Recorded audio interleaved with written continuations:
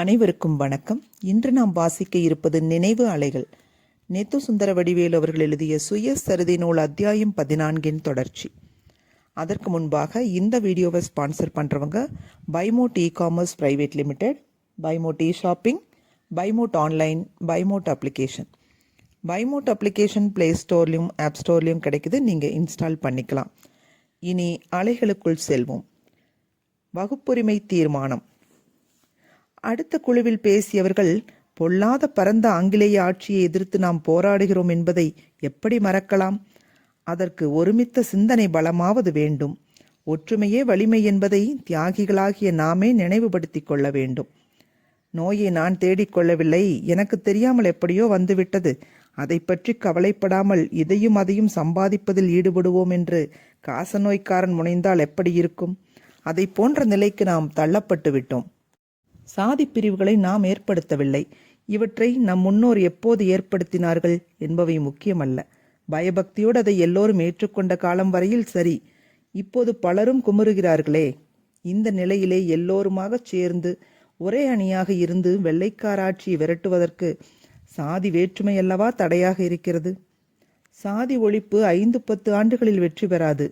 5-6 தலைமுறைகளிலாவது வெற்றி பெறுமா என்பதும் ஐயப்பாடே. அவ்வளவு காலம் நீடிக்கப் போகிற நோய் சமுதாயத்தையே கவிழ்த்து விடக்கூடாதே. மற்றொருவர் தலையிடுகிறார். அதைத்தானே ஈரோட்டார் சொல்கிறார். நோய் தீரும் மட்டும் மருந்தை உண்டு கொண்டே இருப்பது போல் வகுப்புகள் உள்ளவரை வகுப்புரிமை கொள்கை செயல்படுவதே நல்லது என்கிறார். சாதிகள் உள்ளவரை எல்லா சாதியாருக்கும் சுகுரான பங்கு இல்லாவிட்டாலும் மொத்தத்தில் நியாயமான பங்கு கொடுப்பதே நீதி. நீதியோ இல்லையோ, புதிய உணர்வை வளர்ப்பதற்கு அது துணையாகும். எல்லோருக்கும் பங்கு போட்டு வேலை கொடுப்பார்கள் என்னும் நம்பிக்கை தழைத்து விட்டால் அப்புறம் நாம் இருக்கும் நாடு நமதே என்பதும் நாட்டுப்பற்றும் பொதுமக்களிடம் வெகுவாக ஓங்கி வளர்ந்துவிடும். ஈவேரா கொண்டு வந்த வகுப்புரிமை தீர்மானத்தை விஷயாலோசனை குழு கூட்டத்தில் தோற்கடித்தது குறுகிய பார்வை. அதை சாக்காக காட்டி பொது மாநாட்டில் கிளப்ப விடாது தடுத்தது பிடிவாதம். எனக்கென்னவோ இன்று நடந்த போக்கும் பிடிக்கவில்லை. இக்குழுவில் மற்றொருவர் எடை போட்டு பேசினார். அப்படி என்ன ஈவேரா திடீரென குண்டு போட்டு விட்டார்? 1920 நடந்த திருநெல்வேலி மாநாட்டின் போதே இப்படி ஒரு தீர்மானத்தை கொண்டு வந்தார். விஷயாலோசனை குழுவில் அது நிறைவேறிவிட்டது. மாநாட்டுத் தலைவர் சீனிவாச ஐயங்கார் தம் அதிகாரத்தை பயன்படுத்தி மாநாட்டில் அனுமதிக்க மறுத்துவிட்டார். ஓட்டுக்கு விட்டிருந்தால் அப்போதே நிறைவேறியிருக்கும். தஞ்சாவூர் மாகாண மாநாட்டில் 1920 மீண்டும் கொண்டு வந்தார். சிஆர் ஆனதால் கெட்டிக்காரத்தனமாக கொள்கையாக வைத்துக் கொள்வோம் என்று சமாளித்து விட்டார். திருப்பூரில் 1922 நடந்த மாகாண மாநாட்டிலும் ஈவேரா விடவில்லை. மறுபடியும் 1923 சேலம் மாநாட்டில் அவர் இதை கொண்டு வந்தார். அடுத்த ஆண்டு திருவண்ணாமலையில் ஈவேராவின் தீர்மானத்தை தோற்கடித்தோம். இப்பவும் வந்தது, சண்டையை முற்றவிட்டு விட்டோம் என்றார். 4ஆம் அவர் பேச்சை உற்சாகத்துடன் தொடர்ந்தார்.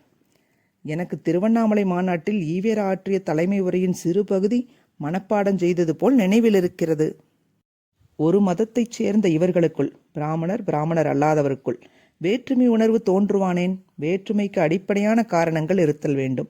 அக்காரணங்களை உணர்ந்து ஒற்றுமைக்கு உழைக்க தேசபக்தர்கள் முயல வேண்டும். காங்கிரஸ்வாதியாயிருந்த டாக்டர் நாயர் திடீரென ஒரு கட்சியை தோற்றுவிக்க காரணங்களாய் நின்றவைகள் எவையோ அவை இன்னும் நிற்கின்றனவா இல்லையா என்பதை நேயர்கள் கவனிப்பார்களாக. அக்காரணங்கள் அழிந்துவிட்டதாக எனக்கு தோன்றவில்லை. அவை தமிழ்நாட்டில் ஊர்ந்து கொண்டிருக்கும் வரை தமிழ்நாட்டில் பிராமணர் அல்லாதவர் ஒற்றுமை நிலவுதல் அரிதே.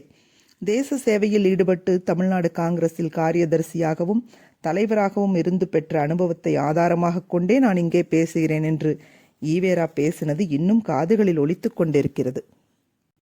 பங்காளி சண்டை வரக்கூடாது. அதை போன்ற நோய் வேறொன்றும் இல்லை. வந்துவிட்டால் நல்லபடி சமாதானமாக ஓர் உடன்படிக்கைக்கு வந்துவிடுவதே அறிவுடைமை. அதுவே நீளத்தில் நன்மை பயப்பது. அப்படி செய்துவிட்டால் பெரிய பெரிய நடவடிக்கைகளுக்கு போதிய நாட்டமும் நேரமும் முயற்சியும் செலுத்தலாம் என்றார். பிராமணர் அல்லாதார் பிரிவினை இல்லை என்பது உடலில் உள்ள புண்ணை மூடி வைத்து அழுக விடுவதற்கு ஒப்பாகும். அதற்கேற்ற பரிகாரம் செய்து உடல் நலத்தை கெடுக்கும் புண்ணை ஆற்ற முயல்வதே அறிவாளர்கள் கடமை. பொதுமக்களில் உள்ள பல பிரிவினர்களுக்கும் நியாயமான பங்கு கொடுக்க விரும்பாதவர்களின் கைகளில் காங்கிரஸ் சிக்கிக் கொண்டு விட்டது. அதில் தொடர்ந்து தொண்டாற்றுவது சமுதாய நீதிக்கு இடையூறாகும் என்று முழங்கிவிட்டு ஈவேரா ராமநாதன் போன்றோரை மாநாட்டை விட்டு வெளியேறும் நிலைக்கு தள்ளியது நல்லதற்கல்ல. ஏதோ சில ஆயிரம் பதவிகள் மட்டுமே உள்ள போதே சில பதவிகளை மட்டுமே இழக்கும் சூழ்நிலையிலேயே பெருமளவு சரியாக பங்கு போடுவதை பற்றி பேசவே மாட்டோம் என்பவர்கள் நாளை லட்சக்கணக்கான பதவிகள் உருவாகில் நியாயமாக பங்கிட்டு பதினாயிரக்கணக்கானவர்களை இழக்க ஒப்புக்கொள்வார்களா என்று எண்ணி பொதுமக்கள் வீணாக மிரளக்கூடும். நம்மோடு தோள் சேர்த்து போராட வேண்டியவர்கள் எட்டி நின்று வேடிக்கை பார்ப்பார்கள். ஏன் குறுக்கே நின்று தடுப்பவர்களாக மாறினால் அவர்களை மட்டுமே சதிகாரர்களாக தேச துரோகிகளாக குற்றஞ்சாட்ட முடியாது என்று 5ஆம் தொண்டர் முடிவு சொன்னார். அதோடு அவர்கள் கலைந்தார்கள். நாங்களும் கலைந்தோம். அறிஞர்களுக்கே தியாகிகளுக்கே வழி கண்டுபிடிக்க முடியாமையையும் ஒற்றுமையை கட்டிக்காக்க முடியாததையும் கண்டு கதிர்வேலும் நானும் திகைப்போடு திரும்பினோம். அடுத்த நாள் நாங்கள் மாநாட்டிற்கு செல்லவில்லை. தொடர்வோம். அலைகள் ஓய்வதில்லை.